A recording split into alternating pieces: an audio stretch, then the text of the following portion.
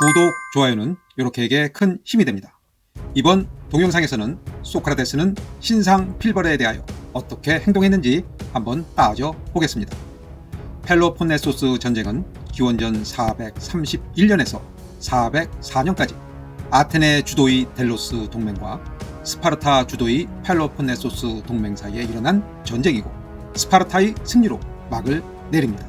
아테네 명문 출신인 투키디데스는 아테네 장군으로 펠로폰네소스 전쟁에 참전하지만 사명을 완수하지 못한 죄로 추방되었습니다.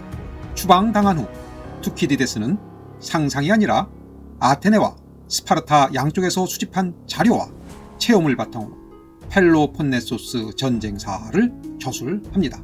투키디데스는 이 전쟁의 원인을 기존 맹주 스파르타가 신흥 강국 아테네의 팽창을 두려워했기 때문이라고 주장하였습니다. 다시 말해서 신흥 강국이 부상하면 기존의 강대국이 이를 견제하는 과정에서 전쟁이 발생한다는 뜻으로 이런 상황을 투키디데스의 함정이라고 합니다. 투키디데스의 주장은 당시 소수 의견이었지만 오늘날 국제 정치학에서는 투키디데스의 함정을 전쟁의 원인을 분석하는 틀로 사용하는 경우가 많이 있습니다. 그런데 전쟁 막바지인 기원전 406년 아테네의 운명을 좌우하는 아르기누사의 해전이 발발합니다. 아테네가 25척의 함대를 잃었고 스파르타는 전체 전력의 64%인 77척을 잃었습니다. 인명피해도 아테네는 4천여 명인데 스파르타는 1만 명이 넘었습니다. 사실상 아테네의 승리입니다. 아테네 군중은 아르기누사의 해전의 승전보를 접하면서 환호했지만 순식간에 반전이 펼쳐집니다. 죽은 병사들을 애도하는 표시로 머리를 빡빡 깎은 선동가들이 500인 협의회 법정에 들어와서 자신의 책임을 다하지 않은 8명의 장군을 처형하라고 주장합니다. 그들의 주장은 이런 겁니다. 장군들이 당시 아테네 전함의 부유물을 붙잡고 구조를 기다리던 병사를 구하지 않았고 또한 죽은 시신도 수습하지 않았다는 겁니다. 아테네의 전례에 따르면 시신을 수습하는 것이 맞습니다.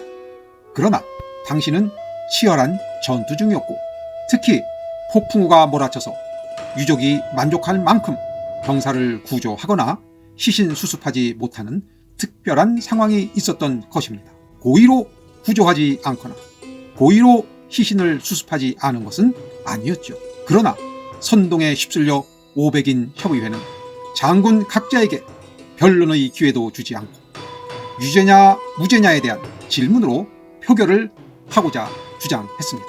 그 질문은 해상 전투에서 승리를 거둔 병사들을 구조하지 않은 것이 유죄인가 무죄인가 하는 극도로 편향되고 의도된 질문이었습니다. 협의회 내에서 일부 의원들은 이러한 질문과 표결 절차는 불법적이라는 이유로 반대하였습니다. 이에 군중들의 반응은 격양되었고 반대하는 의원들의 좌표를 찍고 처형해야 한다고 협박하자 반대하던 의원은 겁에 질려 꼬리를 내립니다. 오직 소크라테스만 반대 의견을 끝까지 고수했습니다. 결국 장군들은 변론 없이 집단으로 재판이 진행되었으며 망명한 2명을 포함해 8명의 장군 모두에게 사형이 선고되고 잡혀온 6명의 장군은 처형되었습니다. 이 지경인 그 후에 아테네는 전쟁에서 승리할 수 없었죠. 아테네인도 나중에 장군들의 재판 결과를 후회하였다고 합니다. 그러나 너무 늦었지요. 아르기누사의 해전과 장군들의 재판은 선전선동의 눈치 보는 재판, 포퓰리즘 민주주의, 감성에 휘둘리는 무지한 대중의 중우정치가 나라를 망하게 한다는 것을 보여준 대표적인 사례가 되었습니다. 아테네의 멸망은 외부의 적이 아니라 내부의 적 때문이었습니다. 손자는 말합니다. 상벌 숙명 5~2차지 승부의라고요. 상벌을 명확하게 해야 승리할 수 있다고 했는데 소크라테스의 반대도 불구하고 아테네의 500인 협의회는 상벌을 편파적인 기준으로 남용했으니 아테네가 망하는 것은 당연하지요.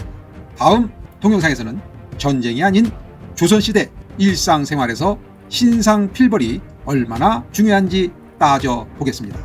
감사합니다. 이렇게 했습니다.